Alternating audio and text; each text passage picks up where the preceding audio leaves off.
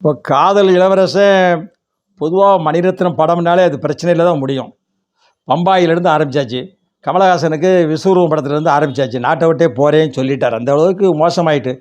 இப்போ தக் லைஃப்பில் ஒரு படம் விழா நடந்துச்சுல, சினிமா பற்றி மட்டும் பேசிட்டு ஒரு வாட்டு போயிருக்கலாம். படம் எல்லா ஊர்லேயும் ஓடிருக்கும். பிரச்சனை இல்லாமல் ஓடிருக்கும். எப்போ பார்த்தாலும் மணிரத்னத்தை பாவம் இருட்டிலேயே படம் எடுத்து பழகிட்டாரா, வாழ்க்கையும் இருட்டாக தான் இருக்குது. இது ஒரு பரபரப்பாக போய் பெரிய நியூஸாக வந்துடுது. டக் லைஃப்புங்கிறது தமிழ் பேரா? தமிழ் பேரே கிடையாது. இதை கொண்டு வச்சுக்கிட்டு தமிழை பற்றி பேசுகிறாங்க.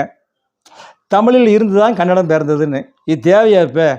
இப்போ தான் மும்மொழி கொள்கைன்னு சொல்லி சண்டையை போட்டு இப்போ தான் முடிச்சிருக்காங்க. ஹிந்தி வேணுமா அப்படிங்கிற மாதிரி இப்போ தான் பிரச்சனை ஓஞ்சிருக்கு. இப்போ புது பிரச்சனை உண்டு பண்ணிட்டீங்க. நீ ராஜ்யசபாவில் போய் என்னமெல்லாம் பேசி வளர போகிறாரா பாவம் அப்படின்னு மக்கள் பேசிக்கிட்டு இருக்காங்க. மக்கள் நீதி மைய கட்சிக்காரங்க பேசிக்கிட்டு இருக்காங்க.